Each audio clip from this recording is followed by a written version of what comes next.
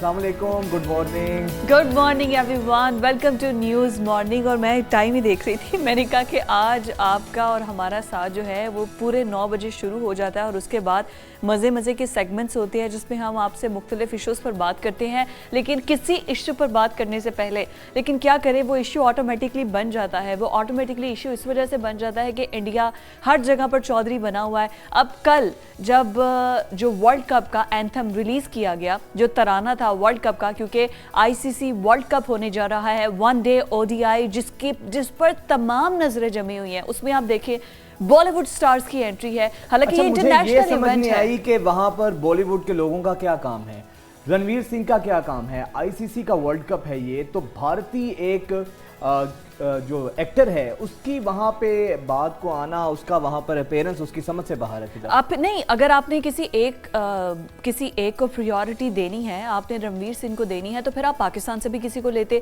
बाकी तमाम कंट्री से किसी एक सिंगर को, किसी एक एक्टर को, किसी एक मॉडल को फिर आप बीच में करते। लेकिन आपने मेन रोल जो है वो आपने अगर इंडियन एक्टर को दे दिया है, तो फिर उसके बाद आपकी कंपोजिशन, आपका म्यूजिक, वो सब अच्छा मुझे ये लग रहा था कि जब वर्ल्ड कप का प्रोमो आया था ना, जिसके अंदर पाकिस्तान को बिल्कुल इग्नोर किया गया था, निगलेक्ट किया गया था और बहुत ज्यादा तनकीद हुई थी एशिया कप का, तो उस पर हमें ये था कि शायद अब इतने क्रिटिसिज्म के बाद शायद भारत को कोई अकल आ जाए और भारत जो है ना अपना वो जो खन्नास है जहनी वो निकाल दे। लेकिन इसमें भी किसी किस्म की हमें वैसे आपको कैसा लगा ना जिनका एंथम था? इंतहाई फजूल। आप भी देखिए जरा पहले, सिवाय रणवीर सिंह की ओवर एक्टिंग के कोई चीज आपको, मेरा ख्याल है कि कुछ चीज समझ नहीं आई होगी। अच्छा मुझे ये समझ आई, इंटरनेशनल इवेंट है तो इंटरनेशनल इवेंट में उन्होंने अपना कल्चर, उन्होंने अपनी लैंग्वेज, फिर उन्होंने अपना मतलब आईसीसी में इंडिया एक बड़ा स्टेक होल्डर्स है, तमाम डिस्ट्रीब्यूशन इंडिया के पास मौजूद है। लेकिन ICC world cup, ODI world cup एक इंटरनेशनल इवेंट है।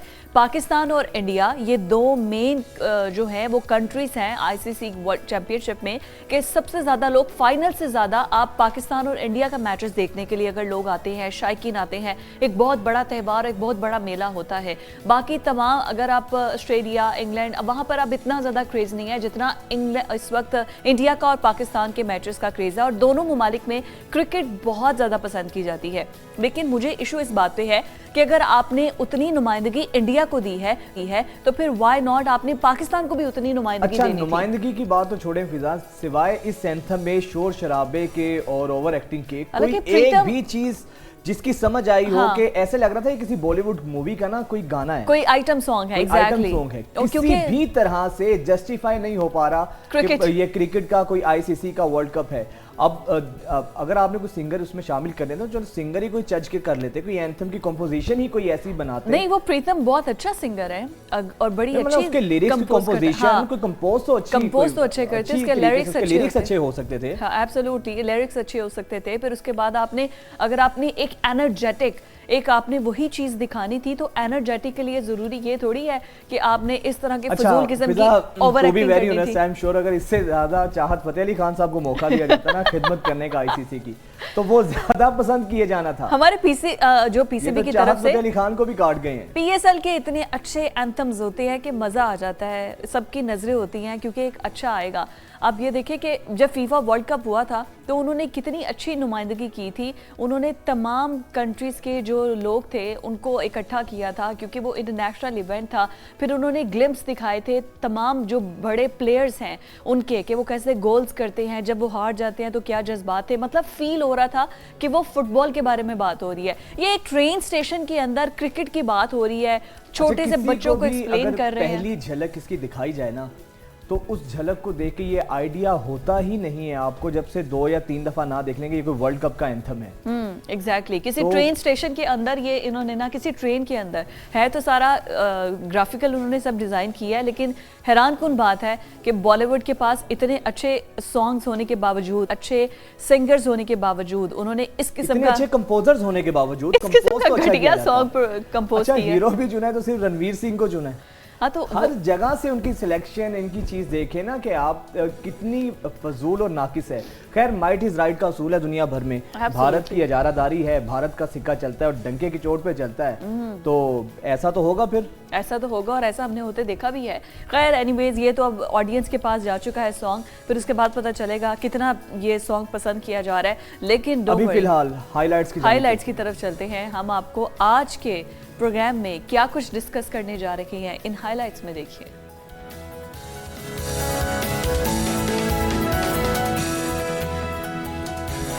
आंखों की बीमारी वबा बन गई, कौन से 5 काम नजर बचा सकते हैं?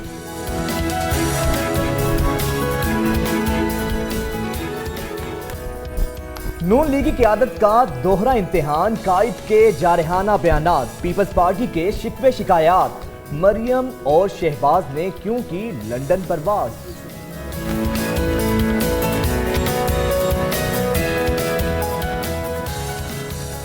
क्रिकेट का आलमी मेला सर पर, पीसीबी को क्यों नहीं फिक्र, 15 रुकनी स्क्वाड या खेलेंगे 32 क्रिकेटर्स, कौमी स्क्वाड का ऐलान, कंफ्यूजन पर कंफ्यूजन।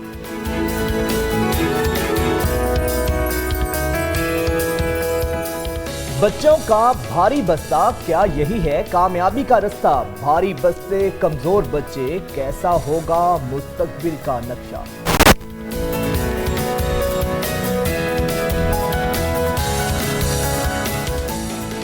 और हम आपकी मुलाकात करवाने जा रहे हैं हानिया आमिर की हमशक्ल निशा सुल्तान से।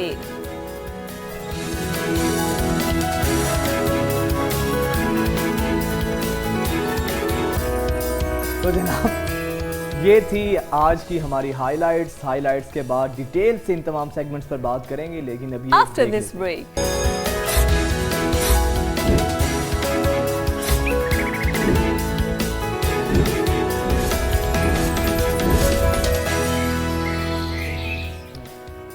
ब्रेक के बाद आपको खुशामदीद कहते हैं। और अभी बहुत ज़्यादा तमाम बड़े लोग, तमाम छोटे बच्चे जो जिसकी वजह से सब परेशान हैं। और कल आपको पता है कि मेरी भी नीस ने मुझे बताया है कि अब यह आपको पता है कि हमारे स्कूल में सब बच्चे ग्लासेस लगा कर आ रहे हैं क्योंकि उनको आंखों की जो इन्फेक्शन है, आई सेंसिटिविटी जो हो जाती है, जिसे आशुबे चश्म भी कहा जाता है, वो बहुत ज़्यादा वबा वायरल हुई है। पहले कराची में बहुत ज़्यादा थी, अब लाहौर में बहुत ज़्यादा हो रही है। अच्छा, हर घर के अंदर अभी हमारे ऑफिस में भी देखें कि 2-4 लोगों को नज़र पड़ी है। मैं समझा कि शायद फैशन के तौर पे ग्लासेस लगाई हुई है।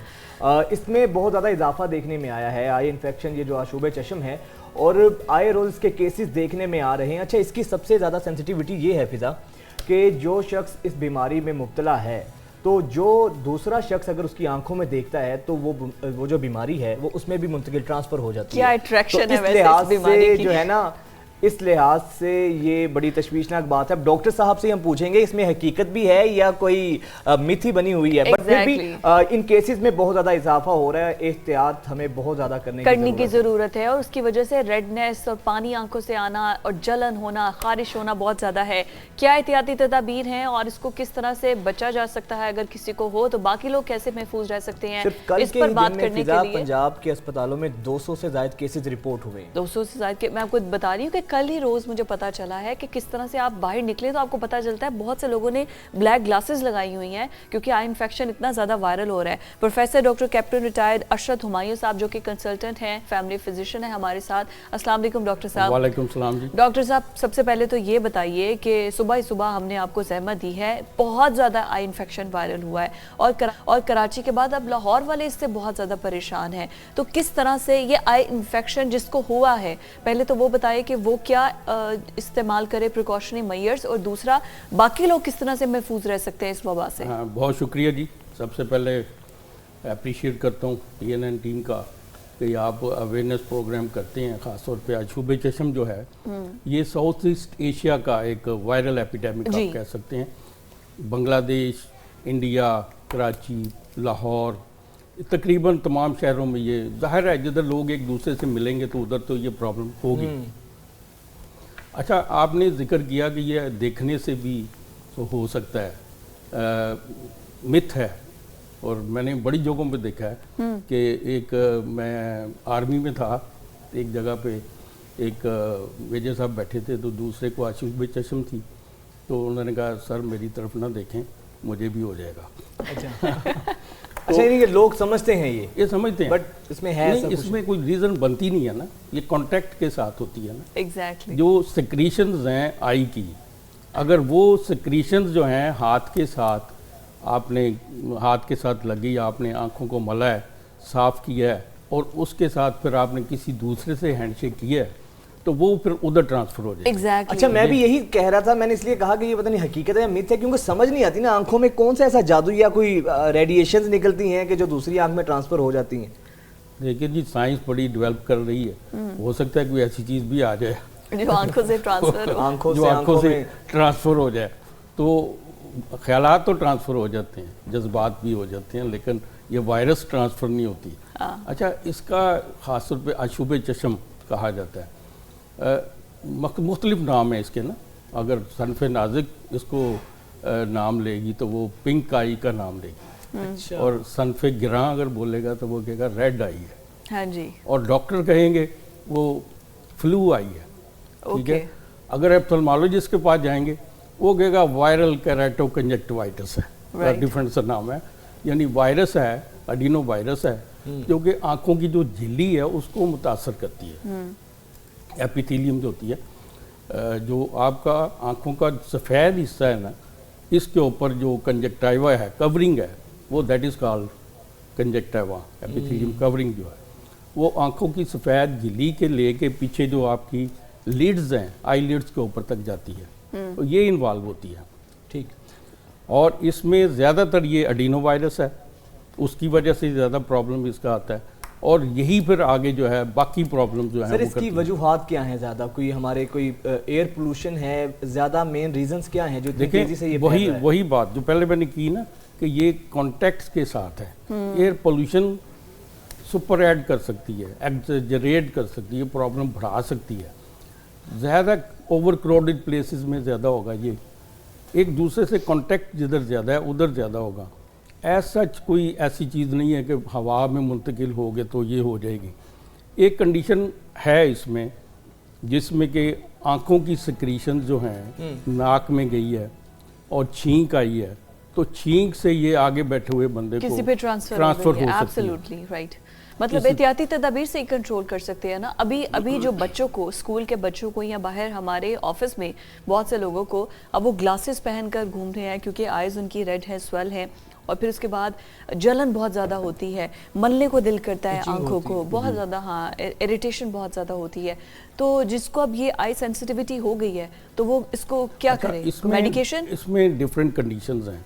एक सिंपल कंजक्टिवाइटिस जो है ना, उसमें तो ज़्यादा इरिटेशन कम होती है, फोटो सेंसिटिविटी इतनी नहीं होती। हाँ। जो फोटो सेंसिटिविटी हम कहते हैं ना, लाइट से आपकी आंखों में तकलीफ होती है, फोटोफोबिया कह लेंगे, वो कह लें, तो वो इनिशियल स्टेज में नहीं है। वो अगर एडवांस कर जाए ना, जिसमें मैंने कहा कि कैरेटो कंजक्टिवाइटिस है, जिसमें जो कॉर्निया है वो इन्वॉल्व अगर हो जाता है तो फिर आपको वो प्रॉब्लम होगी। और ब्लैक जो गॉगल्स पहनने से उसका सिर्फ फ़ायदा ये है, नंबर 1 जो आपका सामने बैठा हुआ शख्स है वो उसको बुरा नहीं लगता। देख रहे हैं सुरख आँख हुई हुई है तो सारे डर रहे होते हैं, इरिटेट नहीं होता, एक मकसद साइकोलॉजिकल एक वो बैरियर नहीं आता जो दूसरे सामने बैठा हुआ बंदा। तो ये एक लिहाज से अच्छी चीज़ है।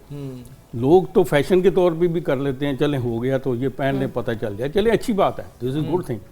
दूसरा इसका फ़ायदा ये है कि जो फोटो सेंसिटिविटी या इरिटेशन है वो ज़रा कम हो जाती है। बिल्कुल। आप बार बार हाथ नहीं लगाते, हाथ नहीं लगाते, बार बार आप टच नहीं करते आँखों को। अच्छा ये भी कहा जाता है कि ज़्यादा आंखों को मलना भी नहीं चाहिए, क्योंकि हल्की सी भी आंख में हो तो दिल करता है ना कि आंखों को मसलें, आप आंखों को मलें। और दूसरा सर ये भी बताइएगा कि आई साइट भी इससे कहीं ना कहीं हमारी इफेक्ट होती है, डैमेज होती है? देखें, अगर इसकी एडवांस फॉर्म में चले जाएं जिसमें कॉर्निया इन्वॉल्व हो जाए, तो कॉर्निया इन्वॉल्व जब हो जाएगा तो उसमें डीप कैरेटाइटिस जो होता है उसमें जो आई का प्रॉब्लम आ सकता है। एडवांस केसेस में, बहुत कम केसेस हैं लेकिन चांसेस होते हैं।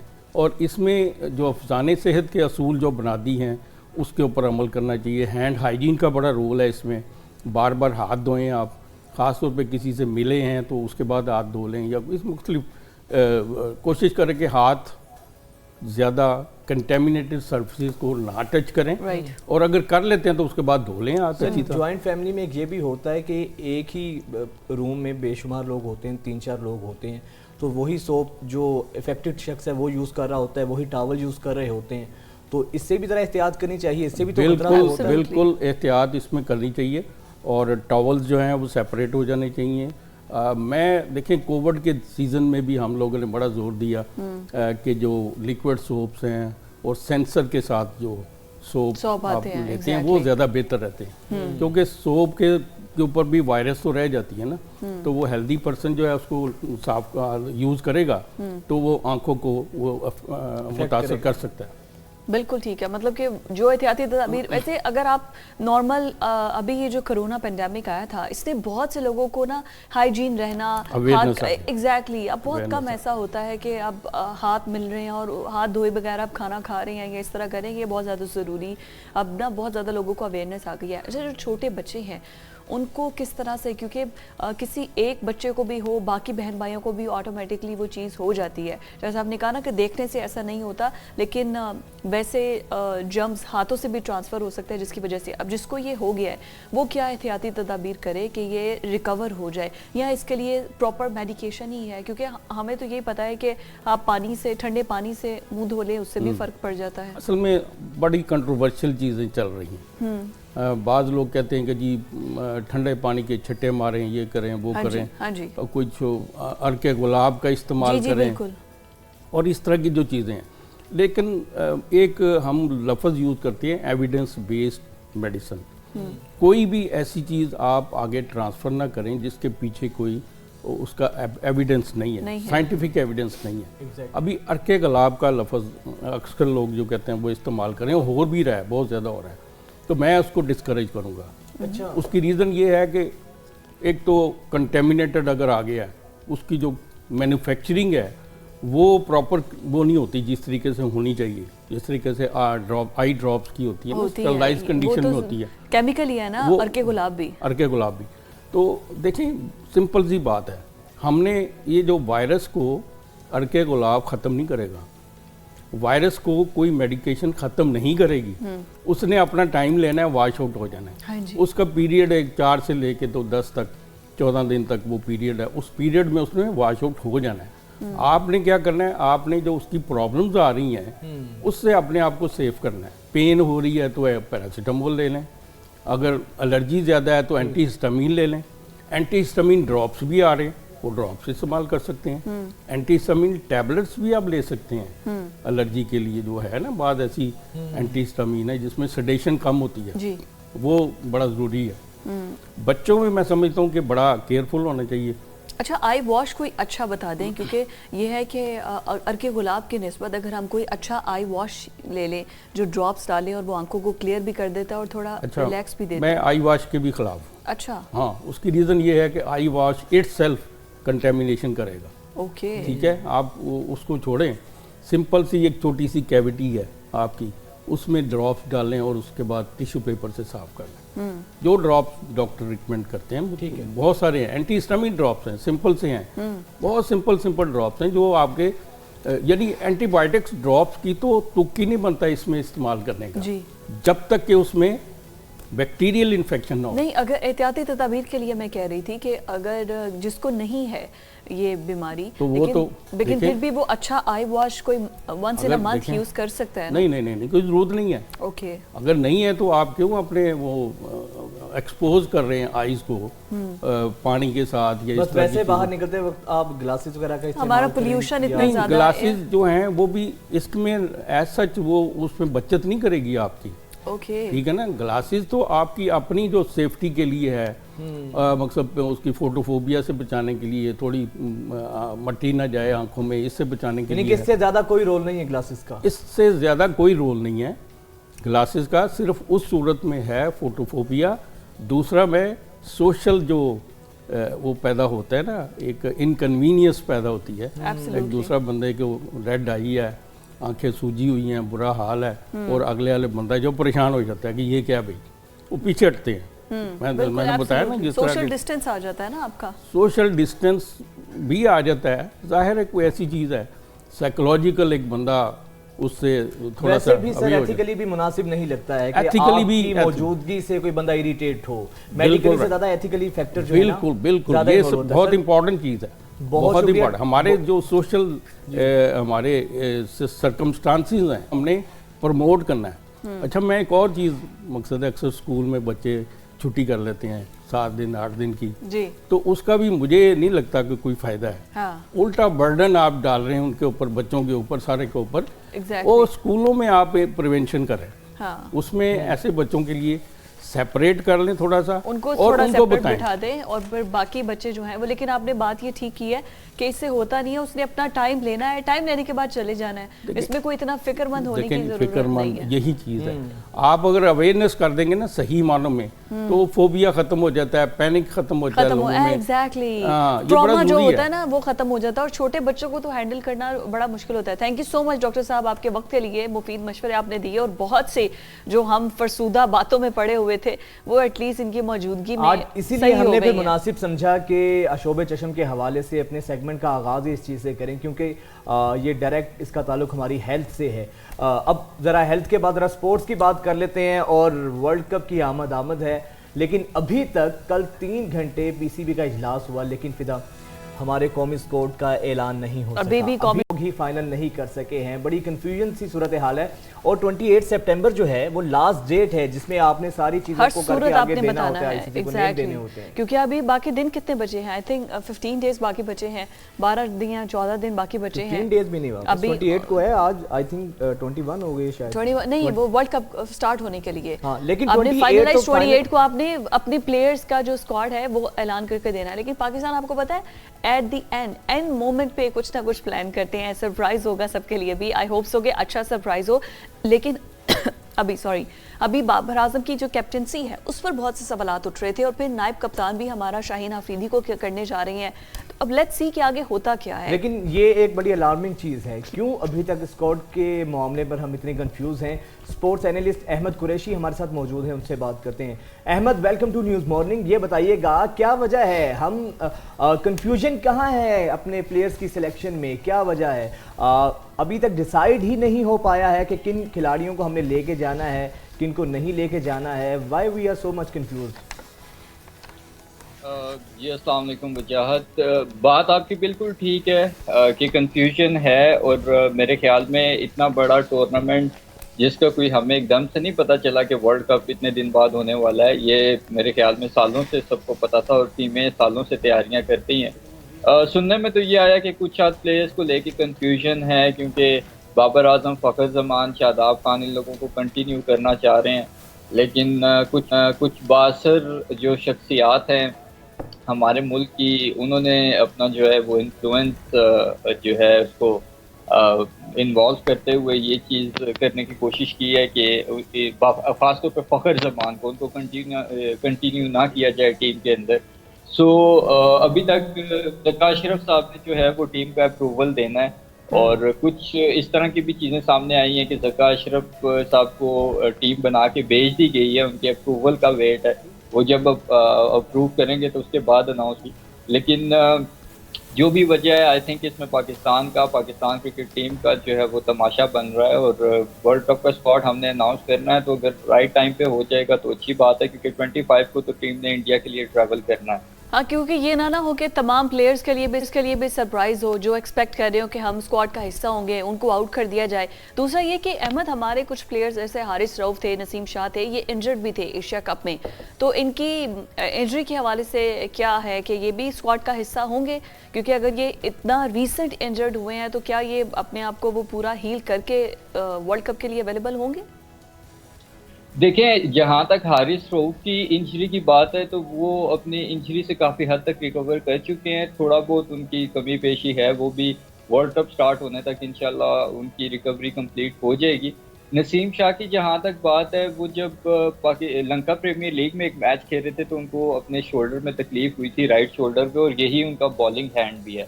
तो उसके बाद फिर एशिया कप में पाकिस्तान और इंडिया का जो मैच था दूसरा, उसमें 9वें ओवर जब वो कर रहे थे तो उनको तकलीफ महसूस हुई, फिर वो मैच से बाहर चले गए। उसके बाद वो बैटिंग करने भी नहीं आए। कोलंबो में इनिशियल कुछ टेस्ट हुए थे उनके, उसके बाद फिर पाकिस्तान आते हुए वो दुबई रुके, वहाँ पे उन्होंने कुछ टेस्ट कराए, उसके अकॉर्डिंग तो वो 6 महीने तक इंटरनेशनल क्रिकेट नहीं खेल सकते, उनके जो रिहैब में इतना टाइम लगेगा।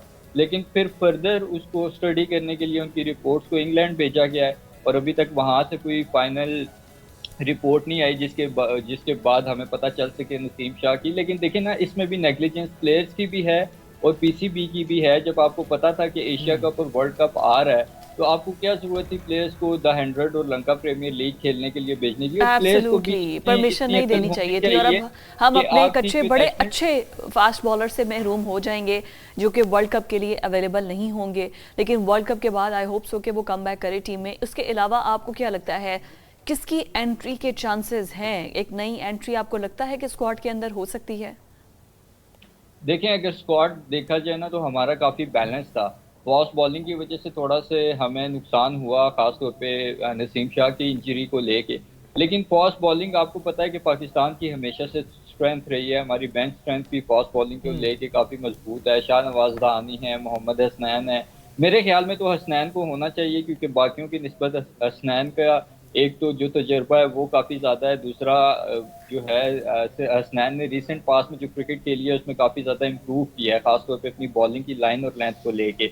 स्पिनर्स में हम लोग लैग कर रहे थे, तो उसमें सुनने में आया है कि अबरार अहमद को चांस मिल सकता है, और अबरार अहमद को मिलना भी चाहिए, क्योंकि अबरार अहमद ने ना सिर्फ रेड बॉल क्रिकेट में अच्छा किया, इंग्लैंड के सीरीज जब अगेंस्ट जब उन्होंने डेब्यू किया था तो उन्होंने पहले ही टेस्ट मैच में 11 विकेट ली थी। उसके साथ अगर वाइट बॉल का भी इनका रिकॉर्ड देखा जाए तो वो काफ़ी अच्छा है।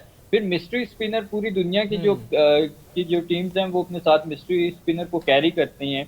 अबरार का अभी तक पाकिस्तान टीम में डेब्यू ना होना बहुत बड़ा सवालिया निशान है सिलेक्शन कमेटी पे अच्छा, भी अहमद, और इसके अलावा अबरार के अलावा साउथ शकील के बारे में भी बताइएगा। बहुत अच्छा उन्होंने परफॉर्म किया था, तो आप समझते हैं कि उनको भी कुछ चांस मिल सकता है? शकील जो हैं वो काफ़ी अरसे से परफॉर्म करते हुए आ रहे हैं डोमेस्टिक में, और ख़ास तौर पे अगर हम बात करें कायद-ए-आज़म ट्रॉफी वगैरह में, तो सऊद शकील का काफ़ी अच्छा रिकॉर्ड है।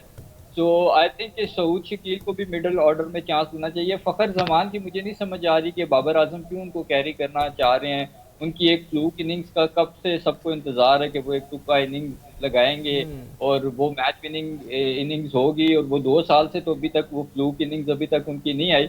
उसकी जगह मेरे ख्याल में अब्दुल्ला शफीक चांस डिजर्व करते हैं, क्योंकि उन्होंने लास्ट मैच में भी प्रूव किया श्रीलंका के अगेंस्ट के उनके अंदर ये एबिलिटी है कि वो पाकिस्तान की जो बैटिंग है उसको एक अच्छा आगाज दे सकते हैं एज ओपनर।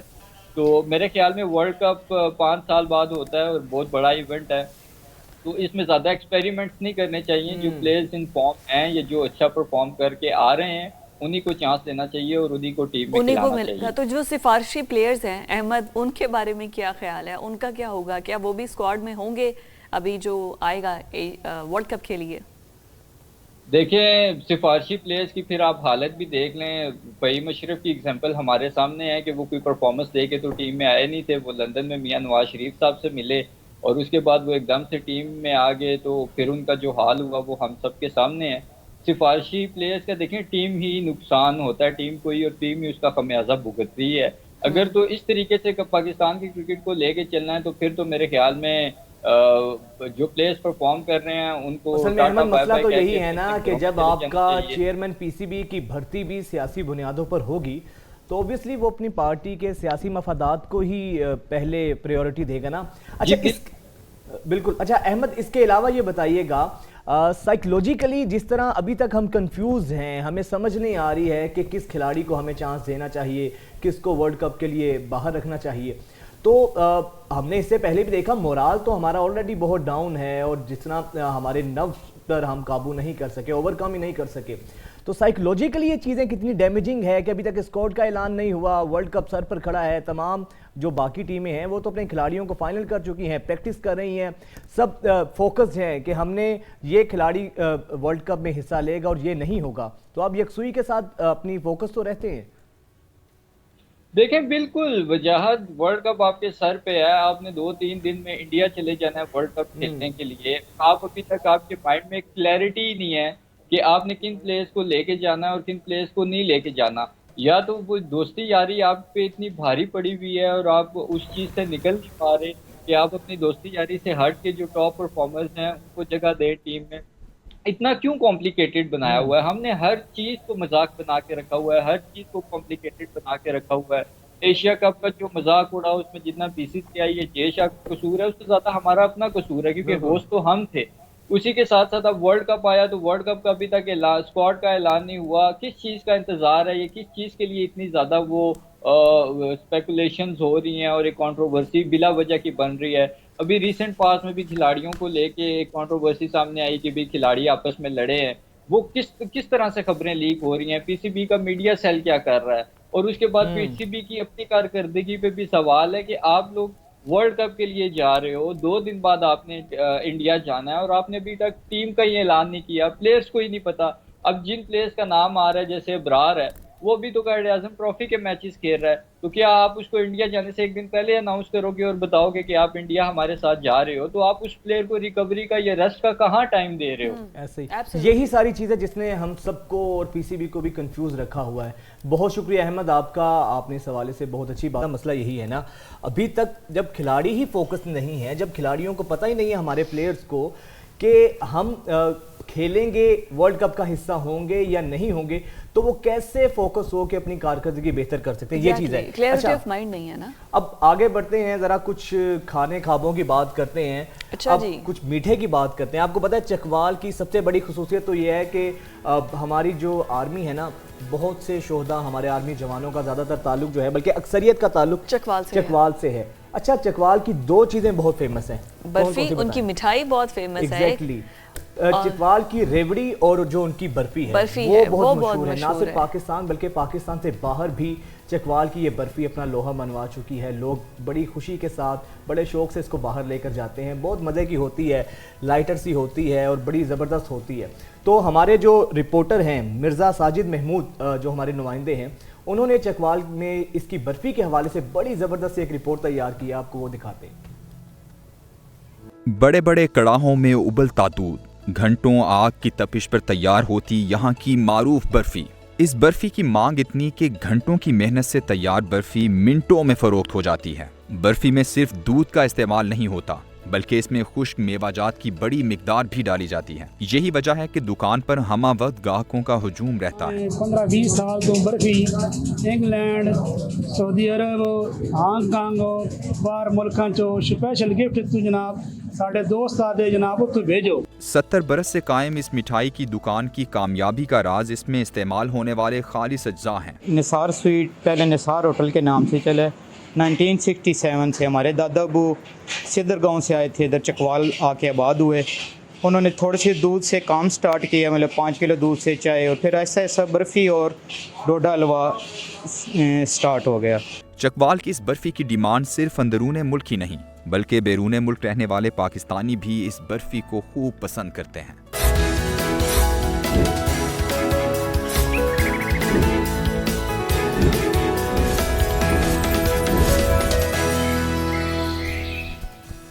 नाज़रीन, पाकिस्तानी सियासत का इस वक्त जो महवर और मरकज़ नवाज शरीफ साहब और लंदन बना हुआ है। पाकिस्तान की सियासत है बहुत टाइम से हमेशा से ही रहा है। ये नहीं मुझे समझ आती, सियासत पाकिस्तान की है तो सारी एक्टिविटीज़ हमारे पॉलिटिशियंस, अक्सर आपको याद है मादी में लंदन प्लान का भी सुनते रहे हैं। लंदन हमेशा से महवर और मरकज़ रहा है, अमेरिका, सऊदी अरब और लंदन। हाँ, लंदन इस वक्त जो है क्योंकि नवाज शरीफ साहब वहाँ पर मौजूद हैं। अब खिचड़ी पक क्या रही है कि शहबाज शरीफ साहब लंदन आए हैं और एक दिन के बाद शनीद ये है कोई बड़ा कोई यहाँ पैगाम लेकर, कोई बड़ा कोई खुसूसी कोई ख़ास पैगाम लेकर शहबाज शरीफ साहब लंदन रवाना हो गए दोबारा से, और मरियम नवाज साहिबा भी लंदन पहुँच रही हैं। मरियम और शहबाज शरीफ दोनों जो हैं वो लंदन चले गए हैं नवाज शरीफ से मुलाकात के लिए। अब ये मुलाकात होगी, चले बाप बेटी की और भाई भाई की मुलाकात होगी, लेकिन इसके साथ साथ बहुत से अहम पैगाम भी होंगे। और सबको पता है कि इस वक्त नून लीग लेकिन बाप बेटी की मुलाकात नहीं, ये खालिस सियासी मुलाकात है। और यही सुनने में आ रहा है, बातगश्त यही है कि कोई बड़ा अहम पैगाम लेकर मियां साहब, छोटे मियां साहब अपने बड़े भाई के पास गए हैं। किसका अहम पैगाम है, यही पूछते हैं। सीनियर सहाफ़ी सज्जाद मीर साहब हमारे साथ मौजूद हैं। मीर साहब, बहुत शुक्रिया sir, welcome to news morning. Sir कहिएगा, एक दिन के वक्फे से दोबारा शहबाज शरीफ साहब की गैर मामूली मूवमेंट है ना, कि दोबारा से लंदन गए हैं और सुनने में ये आया है कोई बड़ा कोई अहम पैगाम है नवाज शरीफ साहब के लिए जो वो लेकर गए हैं। सर रोशनी डालिएगा, चल क्या रहा है पाकिस्तानी सियासत में? देखिए, यकीनी तौर पर ये गैर मामूली बात है। एक दिन पहले वो आए और वापस चले गए। अब इसमें बहुत सी शकूक व शुबहात पैदा होते हैं। बहुत से लोगों का ख्याल था कि नवाज शरीफ शायद वापस आने में रिलक्टेंट हैं, वो स्तब्ध हैं, वो शायद आना नहीं चाहते, या उनको शक है कि अभी तक वो बिल्कुल इवन प्लेइंग ग्राउंड जो है वो मुयस्सर नहीं की गई, या उनको शक था कि वो अपने भाई के ज़माने में तो आ नहीं सके, उसके बाद में जो भी इंतजाम किए गए होंगे उनको अदालतें या शायद इस्टेब्लिशमेंट उनकी राह में रोड़े अटकाएं। इस तरह के उनको शकूक शुबहात गालबंद होंगे और वो हर किस्म के शक से पाक होकर अपने आरामदेह जिंदगी को तर्क करके दोबारा सियासत के खारदार में आना चाहते हैं। उनको यकीन दिलाया गया था, लेकिन जब वो ऐलान किया गया तो ये अजीब नजर आता था कि शहबाज शरीफ ऐलान कर रहे हैं, उनसे एक कदम पीछे ख्वाजा आसिफ खड़े हैं और 1.5 कदम पीछे नवाज शरीफ खड़े हैं और खामोशी से खड़े हैं, कोई तबसरा नहीं कर रहे, कोई कमेंट नहीं कर रहे। इससे उनकी वो इंथुजियाज्म तो ज़ाहिर नहीं हो रही थी। ये लग रहा था कि पार्टी ने फैसला कर दिया है या खानदान ने फैसला कर दिया और खानदान के फैसले की पार्टी ने भी तौसीक कर दी और वो आ रहे हैं। आपको किसका पैगाम लेके जा रहे हैं? जब ये कहा जाता गैर मामूली पैगाम लेके जा रहे हैं तो ये तो एक अजीबोगरीब बात हो सकती है, स्वाइस के कि पार्टी ने एक मीटिंग की है और पार्टी ने जो मीटिंग की है हम गैर मामूली इसको कह सकते हैं कि पार्टी ने तज्जिया करने के बाद कुछ राय कायम की होगी उनके इस्तकबाल के बारे में कि इस तरह किया जाए, इस तरह ना किया जाए, या ये राय कायम की होगी कि इस्तकबाल बड़ा होगा कि नहीं होगा, या ये राय कायम की होगी कि एस्टेब्लिशमेंट साथ देगी कि नहीं देगी, या ये राय कायम की होगी कि अदालतों का मूड अभी बदला नहीं होगा बल्कि उससे खराब होगा। बहुत सी बातें हो सकती हैं जी। एक तो ये सूरत हाल है, ये सूरत हाल है तो तजिया बताने के लिए मरियम को काफी नहीं समझा गया, शहबाज शरीफ खुद गए हैं। और दूसरी बात है कि शायद उन्हें कोई पैगाम दिया गया होगा और ये तजिया भी किया जाता है कि हमारी एस्टेब्लिशमेंट ये चाहती है कि अगर शरीफ फैमिली आगे आए तो इस फैमिली में कोई शहबाज शरीफ, मैं शहबाज शरीफ नहीं कह रहा, कोई शहबाज शरीफ आगे आए और नवाज शरीफ जो है वो गालबन इस दौर से बाहर ही रहें तो बेहतर है। मरियम नवाज वो लेकिन उनकी खिलाफ को पूर्ण नहीं कर सकती।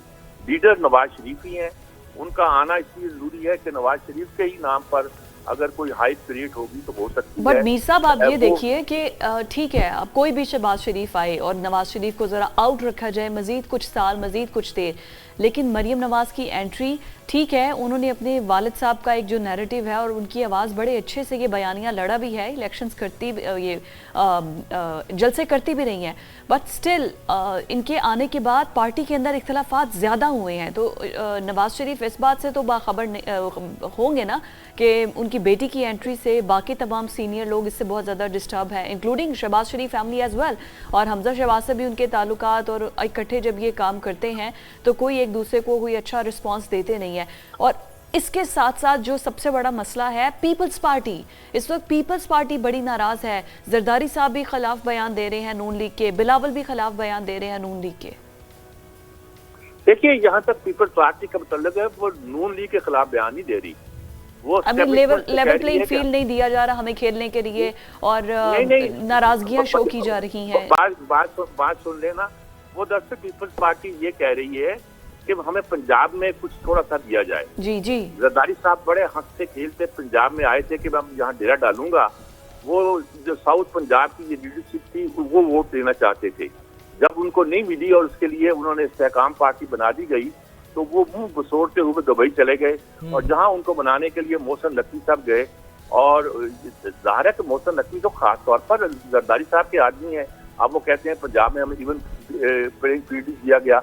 हालत ये है कि अब जो कुछ भी कहें, जब पहली बार काबीना में तोसी हुई थी तो 8 मुआवनीन रखे गए थे, 8 में 7 तो पीपल्स पार्टी के थे, एक सिर्फ ऐसा था जो नून लीग का था। तो ऐसी सूरत में उनकी जो शिकायत अब है ना नून लीग से, वो नून लीग से सीटें मांग रहे हैं पंजाब की, और नून लीग से ये सीटें जो है एस्टेब्लिशमेंट ने दिलानी है। हो सकता है तो इस तरह का चक्कर चल रहा हो कि बिलावल जो बातें कर रहा है उनको कहा गया हो कुछ सीटें देने के लिए और वो ये पैगाम लेके गए हों शहबाज शरीफ, इस तरह का बात कही जा रही है। लेकिन मीर साहब अब तो पंजाब से ज्यादा सुनने में तो ये आ रहा है कि पीपल्स पार्टी को सिंध में बहुत ज्यादा मसले मसाइल हैं, सिंध में भी लेवल प्लेइंग फील्ड नहीं मिल रही है। पीपल्स पार्टी कह रही है कि एमक्यूएम और जेयूआई को हमारे खिलाफ इकट्ठा किया जा रहा है, तो हमें तो अपने घर के अंदर भी सही से नहीं खुल के खेलने दिया जा रहा। नहीं, ये बात आपकी ठीक है। सिंध में उनको ये परेशानी ये है कि सिंध में उन्होंने गोया एक तरह से ढेले डाले हुए हैं। ब्यूरोक्रेसी उनकी है और ब्यूरोक्रेसी काफी करप्ट है। इन लॉ एंड ऑर्डर पर उनकी सूरत हाल ये है कि सड़क बनती है, मोटरवे बनती है तो उसके पैसे डिप्टी कमिश्नर खा घर चला जाता है और वहाँ के गुलामों से गंदम जो है चोरी हो जाती है या उसको दीमक लग जाती है और उसको पकड़ने वाला कोई नहीं होता। कच्चे के इलाके में डाकू जो है मनमानी करते फिरते हैं और पथारेदार पक्के में बैठे हुए उनकी सरपरस्ती करते हैं, जो इन्हीं की पार्टी के लोग होते हैं। इनकी पार्टी के लिए तो दूसरे जागीरदार लोग होते हैं। अब उस पर जरा सख्ती की गई है। जाहिर है कि आपने बड़े एक अपराइट जज को जब एक्टिंग वहाँ का निगरान चीफ मिनिस्टर लगा दिया है तो वो तो काम दिखाएगा। अच्छा, मसला ये नहीं, वो MKF तो अपने मानों में कहती है कि हमें लेवल प्लेइंग फील्ड दिया गया, लेकिन असल बात यह है कि पीपल्स पार्टी हर चीज से अपना कंट्रोल करके इनसे इलेक्शन जीतना चाहती है और उनको लगता है कि वो कुछ करप्शन के ऐसे केसेस हैं जिन पर हाथ डाले जा सकते हैं, वो उससे भी बचना चाहती है। और वो पंजाब में कुछ ना कुछ लिवरेज देना चाहती थी जो उनको नहीं मिला। अब वो ये कहती है कि हमें ये जो पार्टी बनाई है, जैसे कल वो चंद साहब ने कहा है कि ये पार्टी इस्तेकाम पाकिस्तान ये मुस्लिम लीग ने बनवाई है ताकि ये सीटें जो है पीपल्स पार्टी को न जाएं। तो वो इस तरह से मांगे तांगे की जोड़ तोड़ की सियासत है जो जरदारी साहब का खासा है। मैं सिर्फ नेगेटिव नहीं कह रहा बल्कि सियासत की किस्म बनवा रहा हूँ और उसके जरिए से वो पंजाब में कुछ अपना फुट होल्ड रखना चाहते हैं ताकि कुछ पंजाब में मिल जाए। अब बलोचिस्तान में था उनका, बलोचिस्तान में उनकी छुट्टी हो गई, बाप पार्टी उधर इनके साथ जाती उन्होंने रास्ता बदल लिया तो अब उनको नजर नहीं आता। लेकिन अब अभी इस वक्त यह है कि हर पार्टी तगोदो यही कर रही है कि कुछ ना कुछ सीट्स निकाल ली जाए और अपना इलेक्शंस में कमबैक कर लिया जाए। Thank you so much sir. 10 बजे की हेडलाइंस के लिए हमने सजाद मीर साहब हमारे साथ मौजूद थे। बहुत शुक्रिया आपके वक्त के लिए। और पॉलिटिकल सिचुएशन है इस वक्त यही कि हर पार्टी कोशिश ये कर रही है कि अपनी ज़्यादा से ज़्यादा सीट्स पंजाब से, सिंध से, बलोचिस्तान से, जहाँ से भी निकाली जा सके। ब्रेक के बाद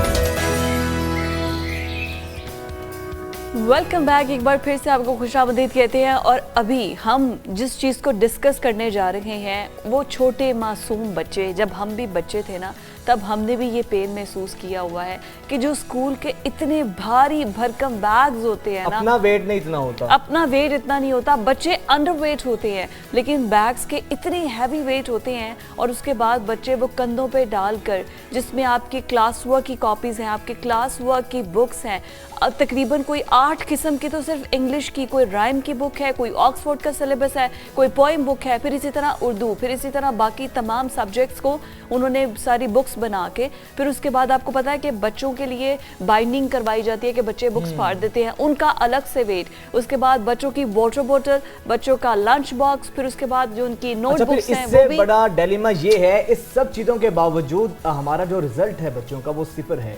हमारा एक वही रवायती सिस्टम है जिसके अंदर हम पड़े हुए हैं और तमाम तर मामले में बच्चे सफर करते हैं साइकोलॉजिकली। इसी पर बात करने के लिए लाइफ कोच, माहिर तालीम डॉक्टर जावेद इकबाल साहब हमारे साथ मौजूद हैं। बहुत शुक्रिया sir, welcome to news morning. Doctor साहब, आप तो उस्ताद भी हैं और एकेडेमिया पर, पेरेंटिंग पर भी आप बात करते रहते हैं। सर, क्या वजह है, दुनिया कहाँ से कहाँ पहुँच गई है? हमारा वही रवायती वो घिसा पिटा निज़ाम तालीम, वही सर छोटे छोटे बच्चे हैं, इतने बच्चे नहीं होते, उससे ज़्यादा उन बच्चों से बड़ा बैग और उसका वेट भी बच्चों के वेट से ज़्यादा होता है। तो सर क्या वजह है, क्यों हम लोग खुद को जदीद तकाज़ों से इन्हेंस नहीं कर पाए? बदकिस्मती से वजाहत हमारी ये प्रायोरिटी नहीं है। तालीम हमारे प्रायोरिटी में कहीं बहुत नीचे आ रही है, जिसकी वजह से इतना बड़ा महकमा तालीम है, फेडरल एजुकेशन का महकमा है, प्रोविंशियल सिस्टम्स हैं, वो उसी कन्वेंशनल निज़ाम के साथ चल रहे हैं। अगर आप ये देखें कि पाकिस्तान का कितना GDP एजुकेशन पे खर्च होता है तो वो बहुत ही शर्मनाक है जी वो नंबर। तो बुनियादी तौर पर यही बात है कि हमें इस बात की परवाह ही नहीं है कि हम किस किस्म की अगली जनरेशन को बना रहे हैं। इस वजह से हमें ये बात समझ में नहीं आ रही कि एकेडमिक एजुकेशन वो 5 से 7 साल की उम्र के लिए इतनी अहम नहीं होती। मेमोरी वाली चीज़ें जिनको याददाश्त के तौर पर अंदर जमा किया जाता है वो बाद में भी इकट्ठी हो सकती हैं। आपने कोई एडल्ट देखा जिसको ABC लिखनी ना आती हो या उसको ये ना पता हो कि उर्दू कैसे लिखनी है? वो तो अल्टीमेटली उसने सीख ही जानी होती है। असल में जो करेक्टर का जो स्केलेटन बनता है ना, जो हमारी आदत बनती हैं, जो हमारी लाइफ का पैटर्न बनता है 5 से 7 साल तक, वो अहम होता है। जो अच्छी आदत डेवलप होती हैं उसका बस्ते बस्ते से कोई ताल्लुक नहीं है। अगर कोई बस्ता वगैरह हो भी तो क्लास में लॉकर्स होने चाहिए, वो किताबें वहां पड़ी होनी चाहिए जिस तरह रेफरेंस बुक्स होती हैं। और घर में किसी किस्म का होमवर्क नहीं होना चाहिए। घर में असाइनमेंट्स होनी चाहिए कि माँ से ये पूछा जाए कि क्या बच्चे ने आज अपना बिस्तर खुद साफ किया कि नहीं किया। एब्सोल्युटली। क्या बच्चे ने अपने जूते खुद पॉलिश की कि नहीं किए। आपको खाना पकाने में मदद की कि नहीं, प्लेटें खुद साफ की कि नहीं की। इस तरह की एक्टिविटीज के साथ बच्चों की आदत को डेवलप करने की जरूरत है। मगर ये रोना हम बहुत सालों से रो रहे हैं, लेकिन हमारा कोई थिंक टैंक ऐसा इस बारे में कोई सीरियस नहीं हो रहा। यही बात है, हमारे प्राइवेट स्कूल्स हो, हमारे गवर्नमेंट स्कूल्स हो, डॉक्टर साहब, कोई भी स्कूल हो हमारा, चाहे महंगी फीसेस वाला हो या चाहे किसी सरकारी स्कूल में आप बच्चों को करवा दे, एडमिशन उनका करवा, होगा सूरत हाल यही कि उनको भारी बैग्स उठाने पड़ेंगे, स्किल्ड की तरफ नहीं उन पर तवज्जो दी जाती।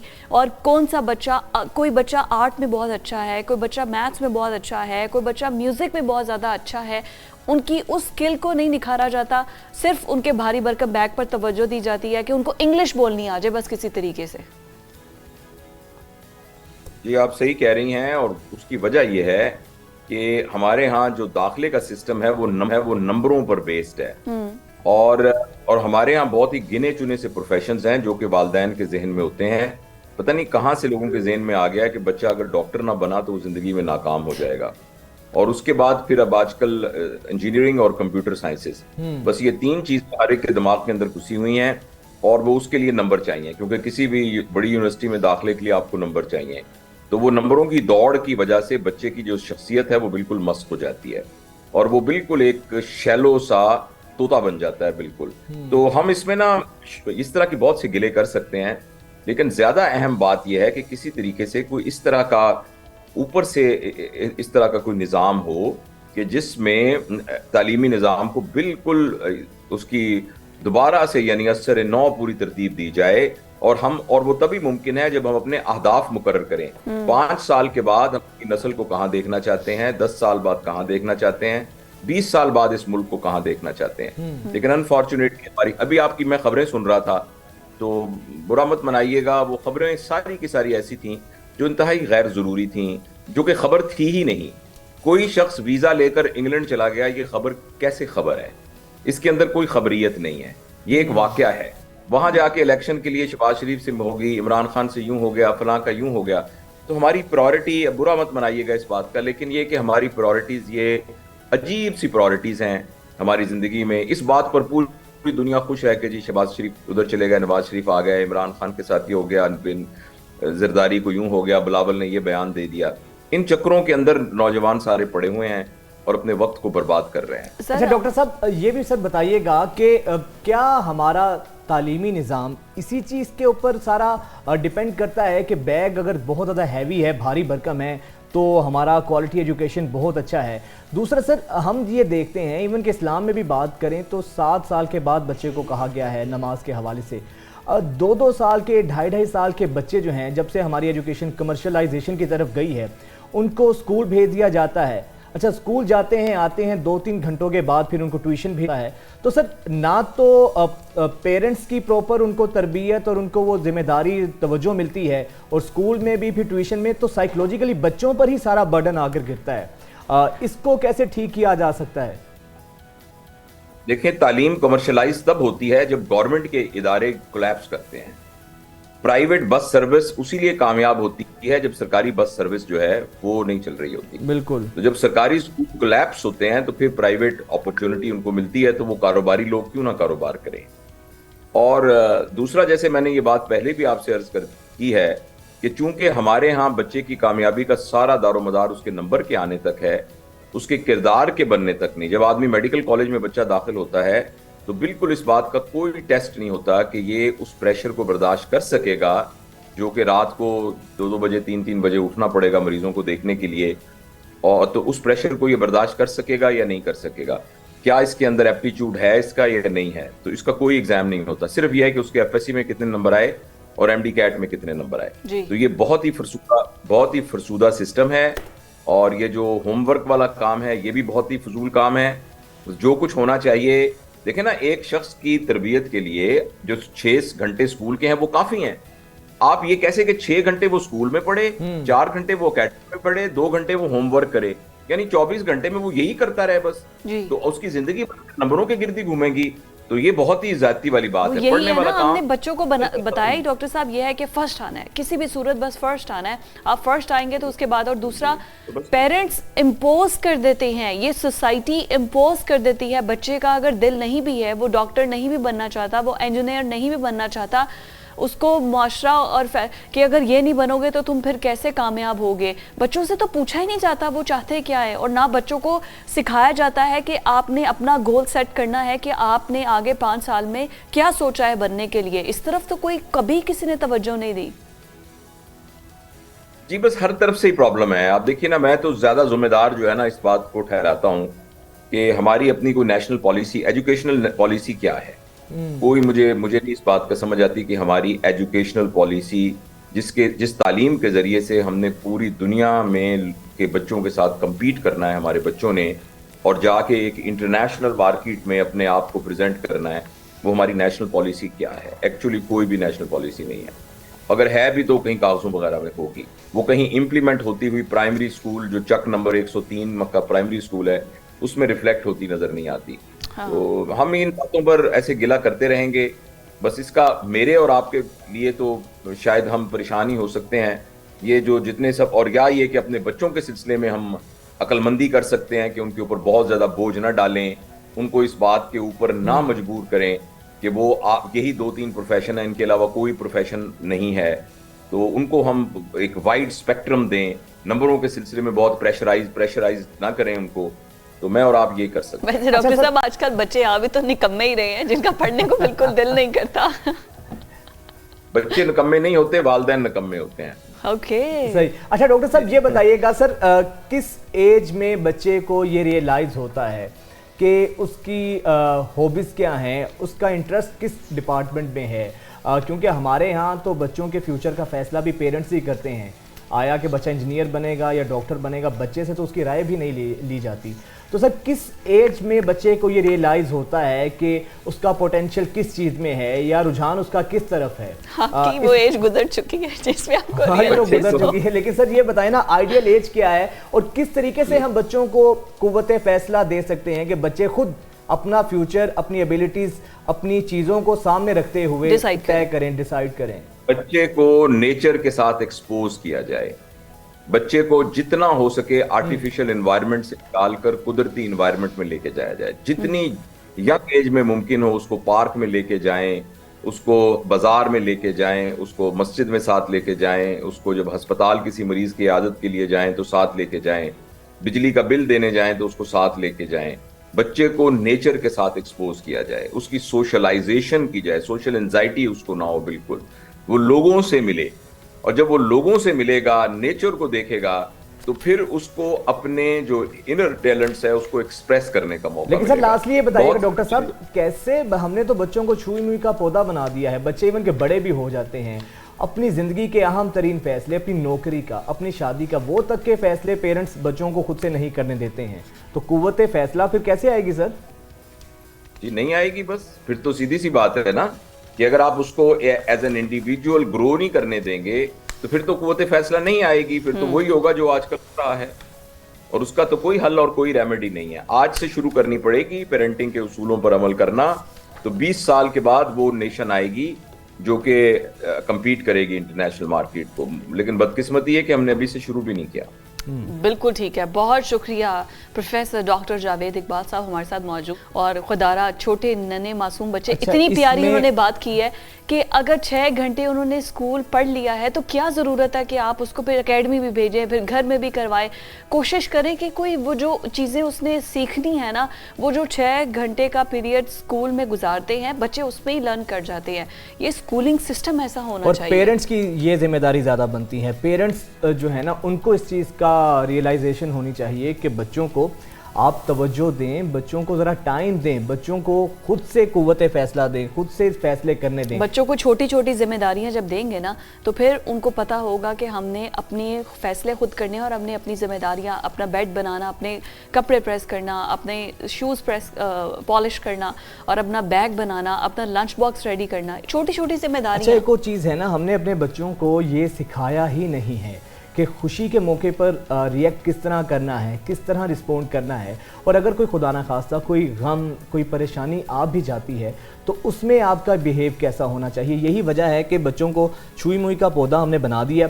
हल्की सी परेशानी आती है, हल्की सी कोई होती है तो बच्चे बिल्कुल डिप्रेस हो जाते हैं, और यही वजह है ग्रेड्स के चक्कर में हम देखते हैं कि आए रोज सुसाइडल थॉट्स बच्चों को आती हैं, सुसाइड की तरफ जाते हैं। तो बच्चों को हालात से लड़ना सिखाना चाहिए। आगे बढ़ते हुए अब आपको बताते हैं कि एक तरफ तो हम बच्चों के लिए आवाज़ उठा रहे हैं, लेकिन कराची के अंदर इतनी अजीबो गरीब सूरत हाल है कि रवां साल के अंदर तकरीबन 1550 बच्चे अगवा हो गए हैं। इनकी तादाद में इजाफा होता जा रहा है। ये डेटा सामने आया है कि छोटे नन्हे मासूम फूलों को किडनैप कर लिया जाता है, किसी को फिर चाइल्ड अब्यूज़ का निशाना बनाया जाता है, किसी को फिर वो जो है भीख मांगने की तरफ लगा दिया जाता है, और पुलिस की जानिब से कुछ भी नहीं किया जा रहा कि इन बच्चों को बचाया जा सके। ये जो बच्चों की ट्रैफिकिंग हो रही है, जो इनके साथ बुरा हो रहा है, ये ना हो, और अगवा करने के बेशुमार वाक़यात हैं शहर में। बहुत खौफ व हरास है। इससे ज़्यादा तशवीशनाक बात ये है कि कराची जो इतना बड़ा इकोनॉमिक हब है, एक अर्बन सिटी है, वहाँ पर अगर ये हाल है आपके लॉ एंड ऑर्डर का कि बच्चे भी महफूज नहीं हैं, बच्चे घरों से बाहर निकलते हैं तो माओ को यही धड़का लगा रहता है कि बच्चे पता नहीं घर वापस आएंगे भी नहीं आएंगे। फिर इसके अलावा कराची में तो बेपनाह मसाइल हैं। आप देखें, अक्सर फिर वाक़यात हमें देखने को मिलते हैं कि बच्चे खुले मैन होल्स हैं वहाँ पे गिर जाते हैं। कितने ऐसे वाक़यात हमने रिपोर्ट किए हैं। उसके अलावा फिर जराइम की वारदातें इतनी हैं, अगवा की वारदातें इतनी हैं। किस किस चीज़ को आप छेड़े? गदागरों के खिलाफ अगर आप ऑपरेशन करें, ग्रैंड ऑपरेशन किया जाए, बहुत से बच्चे इनके पास से रिकवर होंगे। बिल्कुल ऐसे, लेकिन करें तो फिर ना हमारी ना हुकूमतों की तरजीहात। एक लोकल गवर्नमेंट सिस्टम होता है, ठीक है, इस वक्त मेयर मौजूद हैं, लेकिन हमारे जो हुक्मरान हैं या हमारी पॉलिटिकल पार्टीज़ हैं, उनकी प्रायोरिटीज़ सिर्फ उनके अपने इंटरेस्ट के गिर्द घूमती हैं, उनके अपने मफादात हैं। कराची के नाम पर सियासत तो सब पार्टीज करती हैं, लेकिन कराची को बिल्कुल लावारिस छोड़ दिया गया है ना, जराइम पेशा लोगों के रहमो करम पर छोड़ दिया गया है। दिन दिहाड़े वारदातें हो रही हैं। हॉस्पिटल से नौमौलूद पैदा हुए बच्चे अगवा कर लिए जाते हैं के अंदर। ये सूरत हाल है और ये अलार्मिंग सिचुएशन है कि अभी ये 2023 जो कि मुकम्मल भी नहीं हुआ, इसमें कितने सैकड़ों बच्चों को अगवा कर लिया गया है। तो ये एक बड़ी अलार्मिंग है और फिर पुलिस को प्रॉपर तवज्जो देनी चाहिए है, पुलिस को इस पर क्रैक डाउन करना चाहिए है, क्योंकि जिस मजबूत शख्स का जिसका हाथ पड़ता है उस पर पुलिस एक्टिव हो जाती है। जो बेचारे गरीब आते हैं उनकी तो FIR तक दर्ज नहीं करवाई जाती। ये तो हमारा कराची का नोहा है, इस पर हम अक्सर बात करते रहते हैं, लेकिन अरबाब इख्तियार को ये सोचना होगा। अभी ब्रेक लेते हैं, ब्रेक के बाद आपसे मिलते हैं।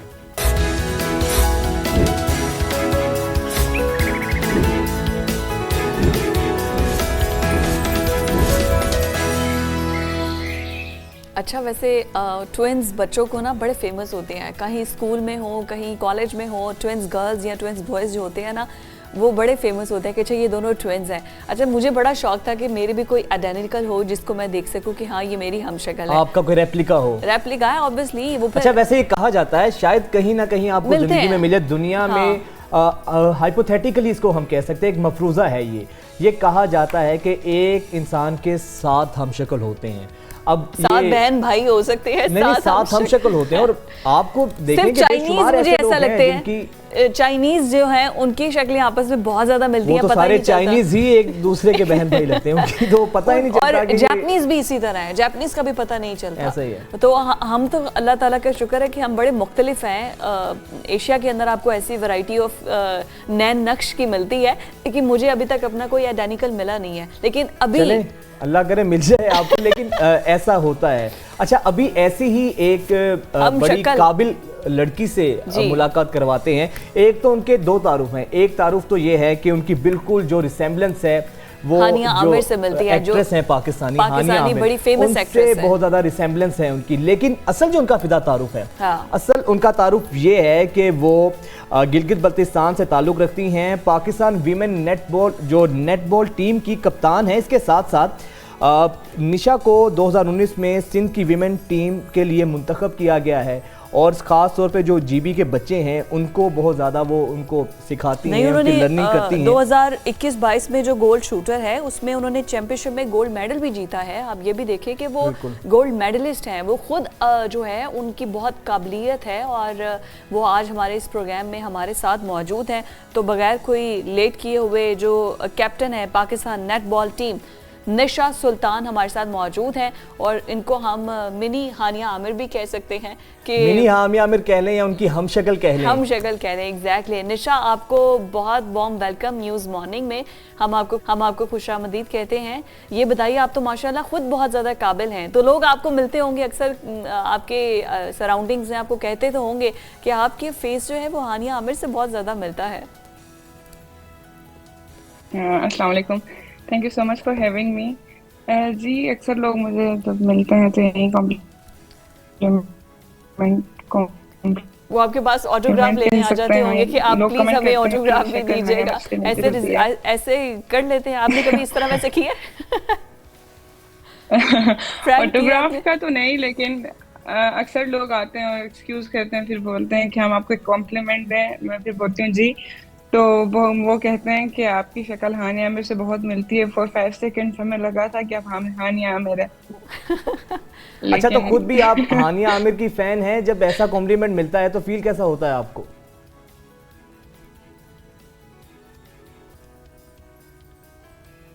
I mean, मैं फैन हूँ। वो बहुत अच्छे एक्ट्रेस हैं और क्यूट भी हैं और उनकी जॉली पर्सनैलिटी जो है वो मुझे अच्छी लगती है। अक्सर लोगों को देखते हैं तो मतलब आई गेस उनको एक पॉजिटिव एनर्जी मिलती है। लेकिन आजकल इंटरनेट पे ये बहुत ज़्यादा वायरल चल रहा है, गेस हर न्यूज़ चैनल शेयर कर रहा है इस चीज़ को। तो मुझे नहीं लगता कि मतलब लोगों को ऐसे कंपेयर करना चाहिए, क्योंकि उनकी एक अपनी आइडेंटिटी है, मेरी एक अपनी आइडेंटिटी है और आपकी तो अपनी आइडेंटिटी है भी ना, आपकी पहचान भी है। बिल्कुल जी, मैं यही कहना चाह रही हूँ कि वो अपने फील्ड की स्टार है, मैं अपनी फील्ड की स्टार हूँ। बल्कि आप तो गोल्ड मेडलिस्ट हैं अपनी फील्ड की, तो आप सुपरस्टार हैं ही, साथ में आपने गोल्ड मेडल जीता है। मतलब आपकी आइडेंटिटी से तो हम बिल्कुल कोई वो नहीं कर रहे, इनहराफ नहीं कर रहे। तो मैं आपको पहले तो अप्रिशिएट करना चाहूँगी कि लड़कियों का ऐसा एक एग्जाम्पलरी बनकर आना। नेटबॉल की आप कप्तान भी हैं टीम की, तो किस तरह से ये सारा सिलसिला शुरू हुआ? आप अपनी अचीवमेंट्स अगर हमारे नाजरीन से शेयर करें। जी, जहाँ तक बात अचीवमेंट्स की आती है तो मैं नेशनल प्लेयर हूँ और इंटरनेशनल प्लेयर हूँ। पाकिस्तान को मैं काफ़ी बार रिप्रेजेंट कर चुकी हूँ इंटरनेशनल लेवल पे। अभी मैं करंटली पाकिस्तान वापडा के लिए खेल रही हूँ। पाकिस्तान वापडा के लिए मैं पिछले 4 साल से खेल रही हूँ और माशाल्लाह पिछले 4 साल से हम गोल्ड मेडलिस्ट हैं, नेशनल गोल्ड मेडलिस्ट हैं। और इंटरनेशनल लेवल पे मैं सिंगापुर, हम पाकिस्तान टीम गई थी, तो पाकिस्तान टीम की मैं कैप्टन थी और पाकिस्तान टीम ने तब सीरीज जीती थी 2-1 से। एंड यस, नहीं है। Right, that's nice. अच्छा निशा, ये बताइएगा कि सुना है आप माशाल्लाह खुद तो चैंपियन हैं ही, इसके साथ साथ आप बच्चों को भी ट्रेन कर रही हैं, ट्रेनिंग भी देती हैं बच्चों को बाकायदा, जूनियर्स को। जी, मैं अंडर 16 टीम की पाकिस्तान टीम की कोच रह चुकी हूँ और मैं जब भी गिलगित जाती हूँ, मुझे कोई मौका मिलता है तो मैं गाइड करती हूँ, लड़कियों को मोटिवेट करती हूँ कि वो भी आए स्पोर्ट्स की तरफ, क्योंकि स्पोर्ट्स एक हेल्दी एक्टिविटी है। आप स्टडी साइकोलॉजी कर रही हैं, तो ये सब्जेक्ट क्यों चूज किया? इसके अलावा एक और चीज़ है ना कि जीबी के हवाले से, जीबी में एक खातून का इस तरह प्रोमिनेंट होकर सामने आना, और जीबी के लिए भी आप फ़ख्र हैं अपने इलाके के लिए, गिलगित बल्तिस्तान के लिए। अच्छा, ये बताइएगा कि वहाँ के आपके लोग, आपके घर वाले कितने सपोर्टिव हैं इस मामले में? क्योंकि अक्सर ये भी सुना जाता है जो हमारे ज़रा बैकवर्ड एरियाज़ होते हैं वहाँ पे ख़वातीन को काफ़ी चैलेंजेस भी होते हैं, तो चैलेंजेस तो आपके लिए भी होते होंगे काफ़ी। जी, जहाँ तक बात चैलेंजेस की है, चैलेंजेस तब तक थे जब तक मैंने अपना नाम स्पोर्ट्स में नहीं बनाया था। स्टार्टिंग में लोग यही कमेंट करते थे कि आप इतना दूर आई हैं तो आप अपनी पढ़ाई पे फोकस कर रहे हैं, फजूल चीज़ें हैं, लड़कियों को ये चीज़ें सूट नहीं करती करते हुए। लेकिन जब मैंने पहले इंटरनेशनल लेवल पर पाकिस्तान को रिप्रेजेंट किया तो जीबी के जितने भी लोग थे सब यही कह रहे थे कि गिलगित बल्तिस्तान की बेटी है। और इस पूरी जर्नी में मैं कहूँगी क्रेडिट सारा मैं अपनी फैमिली को देना चाहूँगी, क्योंकि उन्होंने मुझे कभी मतलब डिमोटिवेट नहीं किया, हमेशा वो लोग मोटिवेट करते रहे। उन्होंने हमेशा मुझे खुली आज़ादी दी कि आप जो करना चाहती हो आप करो, हम आपके साथ हैं। तो फैमिली की वजह से ही मैं इंटरनेशनल लेवल पे पाकिस्तान को रिप्रेजेंट कर पाई हूँ, और जीबी के तमाम लोग अभी मुझे अप्रिशिएट करते हैं, गिलगित बल्तिस्तान की बेटी के नाम से बुलाते हैं। That is nice and they must proud of you। और वैसे पूरी पाकिस्तानी कौम को आप पे फ़ख्र है, आप सिर्फ जीबी की नहीं पाकिस्तान की बेटी हैं। तो ये बताइए कि अभी आगे फ्यूचर प्लान्स क्या हैं आपके, इसी को परस्यू करेंगी? पाकिस्तान में जितना स्पोर्ट्स का करियर था, मतलब जितना मैं कर सकती थी इतना मैं अचीव कर चुकी हूँ। इससे आगे आई डोंट थिंक सो कोई करियर है। मैं पाकिस्तान वापस से खेल रही हूँ, डिपार्टमेंट की प्लेयर हूँ, और मैं इंटरनेशनल लेवल पे पाकिस्तान को रिप्रेजेंट कर चुकी हूँ। उसके अलावा फिर मैं अभी मास्टर्स कर रही हूँ हेल्थ एंड फिजिकल एजुकेशन में। साइकोलॉजी में मैंने ग्रेजुएशन की हुई है, अब मैं हेल्थ एंड फिजिकल एजुकेशन में मास्टर्स कर रही हूँ। फिर मास्टर्स करूँगी, मास्टर्स के साथ मैं साथ कमर्शियल एड्स भी करती हूँ जब कभी टाइम मिलता है पढ़ाई से और गेम से। बड़ी मल्टीटास्किंग लेडी हैं आप। अच्छा निशा, ये बताइएगा चैलेंजिंग नहीं होता, मुश्किल नहीं होता तीन चीजों को एक साथ कैरी करना? जी मुश्किल तो होता है, लेकिन अगर आप एक चीज करना चाहो दिल से तो कोई चीज मुश्किल नहीं होती। एब्सोल्युटली, यही बात है ना, खूबसूरत बात की है। अगर कुछ करना चाहते हैं, अगर कोई लगन है, तो फिर चीजें रुकावट नहीं होती हैं। बहुत शुक्रिया। हमारे साथ निशा सुल्तान मौजूद थी और वो खुद इतनी एक आयरन लेडी है, लेजेंडरी है, कितना अच्छा काम खुद भी रिप्रेजेंट कर रही हैं, और दूसरा उनकी जो हम शक्ल है हानिया आमिर से मिलती है, लेकिन उन्होंने कहा कि she don't like that to compare her with Haniya Aamir. लेकिन इसमें कोई रिजेम्बलेंस में से बुराई भी कोई नहीं है। मैं तो खुद अपनी आइडेंटिकल ढूंढ रही हूँ, अगर कोई है तो प्लीज़ सामने आए। ऐसे ही। अच्छा जी, अब आगे बढ़ते हैं। एक बड़ी मज़े की, अब समझ नहीं आती इस पे हंसा जाए या मातम किया जाए या रोया जाए। पुलिस जिसका काम होता है शहरियों को तहफ़्फ़ुज़ देना, उनकी प्रोटेक्शन करना, लेकिन जब आपकी पुलिस ही महफूज ना हो तो फिर पुलिस की सिक्योरिटी के लिए भी कोई पुलिस रखनी पड़ेगी। पुलिस को भी जो होते हैं ना अफलातून लोग, जिन्होंने जो काम करना होता है, चोरी चकारी करनी होती है, वो कर लेते हैं, और यही हुआ है। उनको हमारी पुलिस पे कितना एतमाद है, हमारे पुलिस के सिस्टम पे कितना एतमाद है कि अब मामला ये है, पहले जरा स्टोरी शेयर कर लेते हैं कि जो मारगला थाना है इस्लामाबाद में, विफाकी दारुल हुकूमत है, कैपिटल है पाकिस्तान का, वहां पर थाने के बाहर जो सीसीटीवी कैमरास लगे होते हैं, जिनका काम होता है मॉनिटरिंग करना, उनको ही चोर उतार कर ले गए। अब मुझे बताएं आगे बंदा क्या करे। तो उनको चोरों को शायद ज़रूरत होगी, लेकिन बात यह है कि चोरों की ये, लेकिन ये सीसीटीवी कैमरास जो नस्ब किए गए थे थाने के बाहर, और यहाँ पर उनके फेस पे तो ज़ाहिर आए होंगे ना, अगर ये पकड़ना चाहे तो उनको पकड़ सकते हैं। लेकिन आप ये देखें कि कितना उनको यकीन है हमारी इंस्टॉलेशन पे। मुझे पता नहीं थाने के बाहर से चोरी हुई है, थाने के बाहर से चोरी हुई है, और पुलिस 2 हफ्ते तक, माशाल्लाह हमारी पुलिस का आप कारकर्दगी का अंदाजा लगाएं, 2 हफ्ते तक हमारी पुलिस बिल्कुल लाइल रही है कि ये हुआ 16 दिन के बाद मुकदमा दर्ज किया गया है। जी, हम अपने ही थाने के बाहर से चोर जो सीसीटीवी कैमरा है वो चोरी करके ले गए हैं, और पता भी नहीं है। ये जी सूरत हाल है हमारी। अच्छा, अब मेरा तो ख्याल है कि पुलिस को अपनी निगरानी के लिए भी, अपनी हिफाजत के लिए भी कोई मज़ीद सिक्योरिटी रखनी होगी, कि जिस इलाके में, जिस कैपिटल सिटी में पुलिस भी महफूज नहीं है चोरी से, हमारे थाने भी महफूज नहीं है, तो वहाँ पर आप अंदाज़ा लगा सकते हैं कि आम आदमी का फिर अल्लाह ही हाफिज़ है, आम आदमी कैसे करे।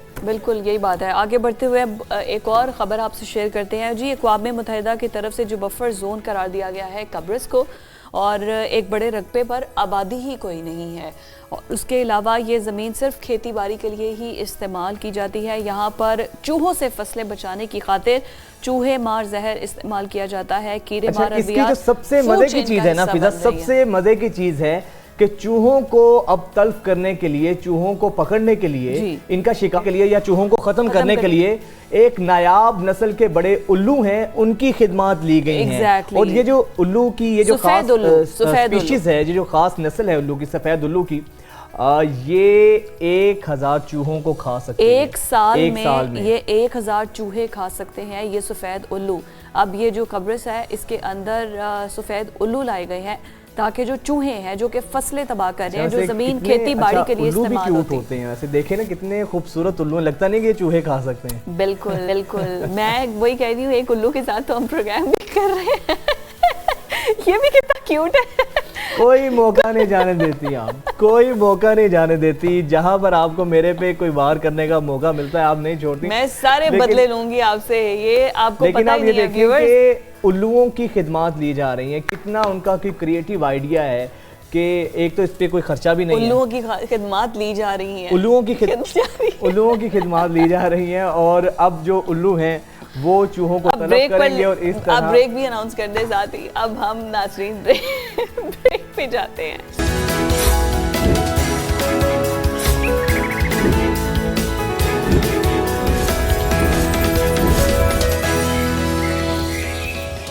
लीजिए ब्रेक के बाद अब आपको खुशामदीद कहते हैं और प्रोग्राम के लास्ट सेगमेंट में हम आपसे जो हेल्थ रिलेटेड इश्यूज हैं वो बात करने जा रहे हैं। वो है स्किन से रिलेटेड। हर किसी को खूबसूरत स्किन चाहिए है और हर कोई हमेशा जवान रहना चाहता है, लेकिन जवानी सदाबहार तो है नहीं। तो जितनी जवानी, कितनी खूबसूरत आपने बात की है। बदला लेना चाह रहे हैं आप ब्रेक से पहले। अच्छा, ये आपने बात ठीक है कि जवानी तो सदा नहीं रहती है, लेकिन एक चीज ये भी हमारा सोसाइटी का सबसे बड़ा मसला ये है, मेंटेनेंस के अलावा हर बंदा नीम हकीम बना हुआ है। हाँ जी। टोट के अपना के खुद साख्ता टोट के अपना के अपनी स्किन को बजाय ठीक करने के उल्टा उसका बुरा हाल कर लेते हैं। क्योंकि वो यही है ना कि हर किसी की स्किन टाइप डिफरेंट है, लेकिन अगर किसी को कोई चीज़, कोई रेमेडी सूट करी है, कोई क्रीम सूट करी है, दैट डजंट मीन कि आपको भी वो सूट करेगी। फिर हम खुद ही से पता नहीं क्या क्या चीज़ें इस्तेमाल करते हैं। फिर एक हमारे यहाँ ये बड़ा मसला, लोगों को ना अपना रंग गोरा करने का बहुत क्रेज है। और उसके लिए पता नहीं क्या कुछ चेहरे पे अप्लाई करते हैं। रंग तो गोरा नहीं होता, वो एक अजीब ही गुलाबी, नीम गुलाबी सा रंग बन जाता है और उससे स्किन भी आपकी डैमेज होती है। फिर एक और चीज है, गर्दन ब्राउन होती है, फेस वाइट होता है, मल्टी शेडेड कलर हो जाता है आपके चेहरे का। तो जिस तरह अभी फिजा ने बात की है, लेकिन एक और चीज भी है, अब जिस तरह वेदर चेंज हो रहा है, जब वेदर चेंज होता है तो इसका इम्पैक्ट जो है ना आपकी स्किन पर भी आता है। हाँ, एब्सोल्युटली। और विंटर्स में तो बहुत ज़्यादा ऐसा होता है कि कलर डल होना शुरू हो जाता है। फिर ऐसे कौन से जो चीज़ें आ चुकी हैं, साइंस ने इतनी तरक्की कर ली है, एस्थेटिक तौर पर बहुत सी ऐसी चीज़ें हैं जिससे आप खुद को ग्रूम कर सकते हैं, खुद को मेंटेन कर सकते हैं, जो आप उम्र से पहले बड़े लगना शुरू हो जाते हैं। इसको किस तरह से कंट्रोल किया जा सकता है? तो सारे स्किन रिलेटेड इश्यूज़ पर बात करने के लिए हमारे साथ स्किन एक्सपर्ट मौजूद हैं। डॉक्टर इरिट जुल्फ़िकार हमारे साथ मौजूद हैं स्टूडियोज में। अस्सलाम वालेकुम doctor, you looking very pretty. मुझे ये बताइए कि आप लास्ट टाइम आई थी, आपने वेट लूज किया, आपने मुझे नहीं बताया। मैंने कहा मैं ऑन एयर इनको कहूंगी कि आपने मुझे बता के जाना है कि वेट कैसे लूज किया आपने। लेकिन coming back to the topic, मौसम सबसे पहले बड़ा अच्छा पॉइंट वजाहत ने किया कि मौसम चेंज हो रहा है और सर्दियों में हमारा कलर डल हो जाता है और स्मॉग अब इतनी ज़्यादा है कि वो हमारे फेस को, हमारी सांस लेंगे, वो डस्ट हमें जो है डिस्टर्ब करेगी।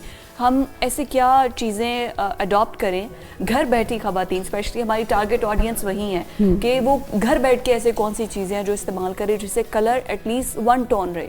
अच्छा, ये जो मौसम है, जो ट्रांजिशन होती है, स्पेशली ये जो है एक बड़ा क्रिटिकल टाइम होता है, क्योंकि हम आमतौर पर ये होता है कि जिस वक्त गर्मियाँ आ जाती हैं हम तब फिक्र करना शुरू करते हैं कि जी अब तो आ गई हैं, अब हमने क्या करना है। इससे जब सर्दियाँ आ जाती हैं, प्रॉब्लम्स जनरेट हो जाती हैं, तो फिर अब हमें फ़िक्र होती है कि अब हम इसका क्या करें। This is the best time. आप लोगों ने बड़े अच्छे टाइम पे टॉपिक को डिस्कस किया, क्योंकि ये जो ट्रांजिशन का फेस है, जो मौसम बदलने का है, ये वो टाइम है जिस पे आपने अपनी स्किन का ख्याल करना है। एब्सोल्युटली। अब आपने, क्योंकि जितनी वो चीज़ें थी जो कि बेसिकली आप कह लें कि वाटर बेस्ड आप मॉइस्चराइजर्स पे थे, now it is the time कि आप थोड़ा उसको चेंज करेंगे, आप मॉइस्चराइजर्स अपने बदलेंगे जिसमें थोड़ा सा आप ये कह लें कि माइल्डली ऑयल बेस्ड। हाँ बिल्कुल, आप मॉइस्चराइजर्स पे आएंगे। बहुत इंपॉर्टेंट ये है कि आप ओवर एक्सफोलिएशन नहीं करेंगे इस मौसम में। ओके ओके ओके, ठीक है, ये ओवर ड्राई कर देगी। ठीक है, तो इस वक्त इस मौसम के अंदर जब आप कर रहे हैं तो twice a week is more than enough. इससे ऊपर कोई स्क्रबिंग नहीं, कोई एक्सफोलिएशन नहीं, कोई ऐसी चीज़ आपको नहीं करनी है। प्लस टोनर्स का इस्तेमाल आपको थोड़ा सा कम करना पड़ेगा। हम गर्मियों में ख़ास तौर पे कह रहे होते हैं कि आप, क्योंकि वो ज़्यादा सिक्रीशंस प्रोड्यूस हो रही होती हैं, तो हम कहते हैं कि आप टोनर्स को इस्तेमाल करें, लेकिन इस मौसम में हम कहते हैं कि आप थोड़ा सा उनको स्किप करना शुरू कर दें। Okay. Plus if you are using retinols तो उनको बंद कर दें। रेटिनॉल्स के लिए मौसम नहीं है, आप बहुत बेहतर होता है। अच्छा डॉक्टर साहिबा, एक और अहम जो चैलेंज और अहम बात है, जो घर की ख़वातीन हैं वो किचन में ज़्यादा काम करती हैं, तो किचन में आपको पता है हीट होती है, गर्मी होती है, चूल्हे के आगे रहना होता है, तो उससे भी स्किन उनकी जो है ना इफेक्ट होती है। तो ऐसी खवातीन को क्या ऐसा करना चाहिए, कोई होम रेमेडी ऐसी हो जिससे वो अपनी स्किन की केयर कर सकें या बेहतर हो सके? देखिए बेस्ट तो ये है कि पानी का इस्तेमाल इनटेक इन एनी केस आपको करना ही करना है, ठीक है। और दूसरा ये है कि क्योंकि इस वक्त जो ह्यूमिडिटी का लेवल है वो एकदम से ड्रॉप होगा, तो आप इस चीज़ को मेक श्योर करें कि आप लोगों के घरों के अंदर अगर ह्यूमिडिफायर ज़ाहिर है डेफिनेटली ये हर बंदे के लिए वो रीचेबल नहीं है, तो आपके रूम्स में कहीं ना कहीं खुला पानी मौजूद हो, ठीक है, ताकि वो उसमें आपकी जो हवा में नमी का तनासुब है वो ठीक रहे। इसी तरह जो मतलब घरेलू खवातीन है अगर वो किचन के अंदर काम कर रही हैं तो बहुत बेहतर ये है कि बहुत मतलब कोई माइल्डली से मॉइस्चराइजर तो हर बंदे के पास होते हैं जी, आप उनका इस्तेमाल ज़रूर करें। और सनब्लॉक हर चीज़ भूल जाएं, सनब्लॉक ना भूलें। वो इतनी कोई एक्सपेंसिव नहीं है कि आप ये कहें कि जी वो कोई अफोर्ड नहीं की जा सकती है। SPF भी क्या है वो भी एटलीस्ट 50 जो ये मेकअप्स में 30 SPF के साथ होते हैं, प्लीज़ उसको ना आप सोचें कि वो आपके लिए इनफ कवरेज होगा। एटलीस्ट 50 to 60 के आपके SPF होने चाहिए। और ब्रॉड स्पेक्ट्रम यानी कि वो आपको ये छोड़ दें कि उसके अंदर क्या डिटेल्स है, मेडिकली हम उसमें नहीं जाते हैं, लेकिन उसके ऊपर ये दो चीज़ें मेंशन्ड हो कि SPF 50 और 60 प्लस ब्रॉड स्पेक्ट्रम। और मेडिकेटेड आपने लेने हैं। जो कॉस्मेटिक बेस्ड या कॉस्मेटिक्स की शॉप से मिलने वाले सनब्लॉक हैं वो आप लोगों ने यूज़ नहीं करने हैं। मेडिकेटेड सनब्लॉक बिल्कुल, ये बहुत ज़रूरी है। और रेटिनॉइल्स का आप बात कर रही थी कि रेटिनॉइल्स इस मौसम में यूज़ नहीं करने क्योंकि वो ड्राइंग करते हैं ना। वो अगर फिर हम हाइलुरोनिक एसिड फिर इस तरह यस अच्छा, अब इसमें ये होता है कि बेस्ट जो हाइलुरोनिक एसिड को अक्सर लोग लगा रहे होते हैं लगा ही गलत रहे होते हैं। आपने जब भी हाइलुरोनिक एसिड लगाना है या मॉइस्चराइजर लगाना है डैम्प स्किन पे लगाना है। आप ड्राई स्किन पे आप पूरी बॉटल खत्म कर दें, कोई फायदा कोई फर्क नहीं पड़ता। ये मैं तो मॉइस्चराइजर के साथ भी ऐसे करती हूँ। हाँ, आप उसका डिफरेंस आप खुद फील कर लेंगे। अच्छा, और एक और बहुत चीज़ है कि सिर्फ आपका चेहरा नहीं है, आपने जब भी नहा के निकलें तो आप प्लीज़ पूरी बॉडी को आप मॉइस्चराइज करें। That is the best time, ठीक है। हम हाथ इग्नोर कर देते हैं, आपके सबसे ज़्यादा हाथ वॉश हो रहे होते हैं। तो चेहरे के अलावा बाकी आपने बॉडी पे भी उसी तरह से ही ध्यान देना। आप देखें कि इस वक्त फ्लेकीनेस स्टार्ट हो जाएगी, ड्राई होना लोगों की स्किन शुरू हो जाती है, डैंड्रफ के इशू बढ़ना शुरू हो जाते हैं,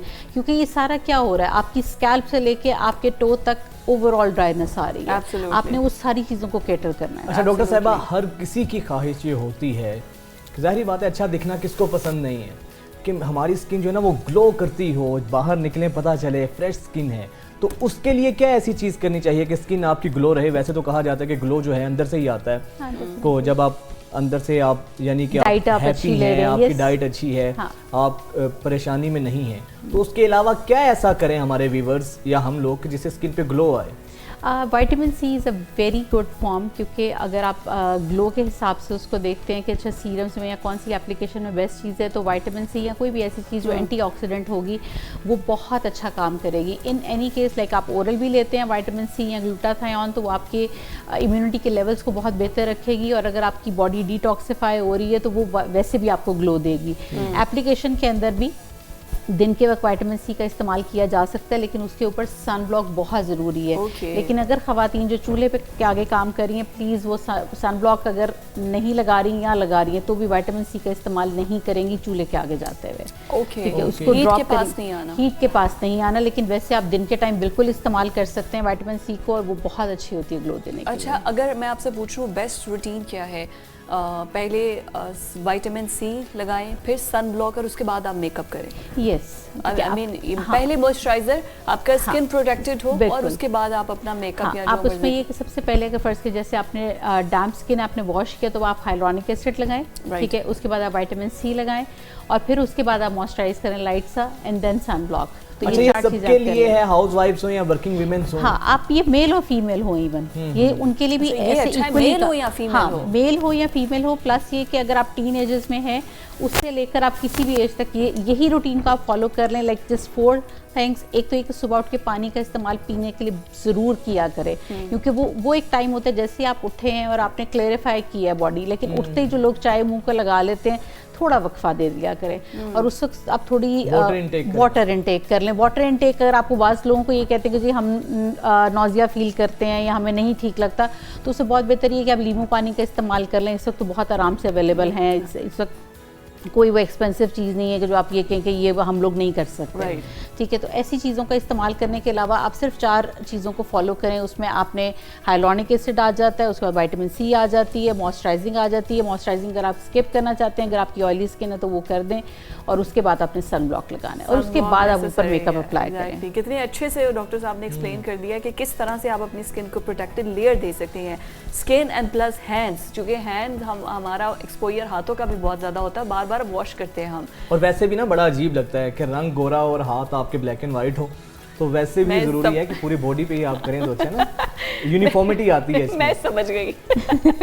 अच्छा, अभी अगर महंगे ट्रीटमेंट्स की तरफ हम आ जाते हैं, एक तो वो क्लास है जो कि ये सब अफोर्ड कर सकती है, फिर हमारे घर की जो ख़वातीन हैं उन्हें पता ही नहीं है कि ऐसे कौन से प्रोसीजर्स आ चुके हैं।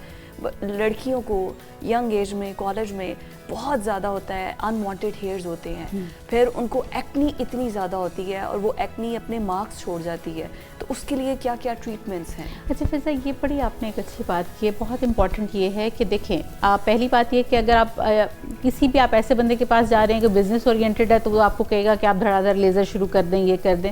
लेकिन मेरे पास जब भी बच्चियाँ आती हैं तो मैं हमेशा उनसे ये कहती हूँ, हम उसको रूल आउट करते हैं कि बेसिकली रीज़न क्या है। देखें, बच्चियों के चेहरों पे बाल आना is not a normal phenomena, ठीक है, वो नॉर्मल नहीं है। तो आपको ये रूल आउट करना है कि क्या ये चीज़ जेनेटिक्स में है या ये उनके हार्मोन्स में है, ठीक है। और मोस्टली आजकल हार्मोन्स में होता है। जेनेटिक्स में अगर है तो बहुत जल्दी, लाइक 8 to 10 सेशंस में बहुत ज़्यादा रिडक्शन हो जाती है, बालों की 80-85% तक हो जाती है।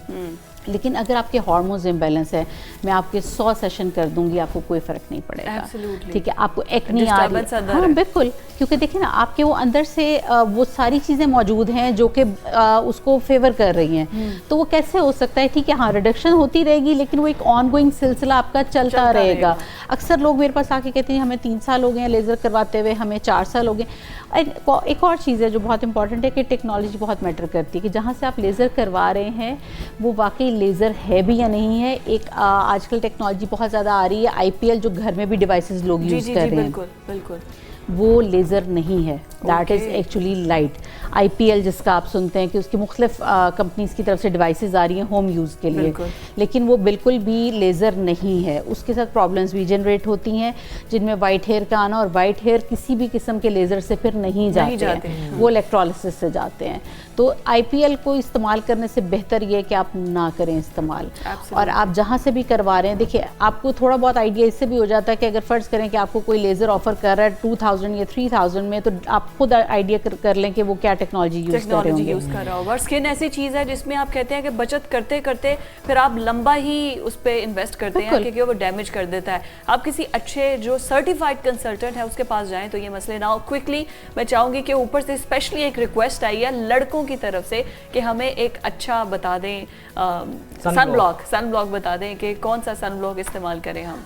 देखिए, कंपनी का नाम तो खैर मैं नहीं यहाँ पर लेना चाहूँगी किसी का भी, लेकिन आप कहीं पर भी जा रहे हैं, कहीं भी किसी मेडिकल स्टोर पे जाते हैं, आप SPF 50 to 60 आप देखेंगे। प्लस मेल के लिए, क्योंकि वो बाहर बहुत ज़्यादा निकल रहे होते हैं, तो ये देखें कि सीबम कंट्रोल लिखा हो, उसके ऊपर सीबम कंट्रोल लिखा हो, और दूसरा उसके ऊपर SPF 50 से अबव हो। हाँ, SPF 50 से अबव हो, ये है जी स्पेशली लड़कों के लिए। इम्पॉर्टेंट ये है कि आपने एवरी 3 to 4 आवर्स उसको रिपीट भी करना है। एब्सोल्युटली, सुबह उठ के आपने लगाया और अब आप ये ना कि उसमें पूरा दिन आप घुमाते फिर, हम तो सन ब्लॉक लगा भी रहे हैं, डॉक्टर साहब हमें पता नहीं कौन सा सन ब्लॉक बता भी गई थी, पैसे भी खर्च कर दिए और फर्क नहीं पड़ा। अगर देखिए कोई सन ब्लॉक आपको टैनिंग कर रहा है, that is not right for you. हाँ, वो आपको सूट नहीं कर रहा, ठीक है। ये ना सोचें कि सन ब्लॉक अब आपने जिंदगी में इस्तेमाल ही नहीं करना कि जी क्योंकि वो मुझे टैनिंग कर रहा है, that was not for you. हाँ, आपको चेंज करना होगा उसके साथ। Thank you so much for your time बड़ा शॉर्ट था, लेकिन हमने क्विकली बड़ा कोशिश की कि जितना भी हम आपकी स्किन से रिलेटेड इश्यूज जो हैं वो बात कर सकें।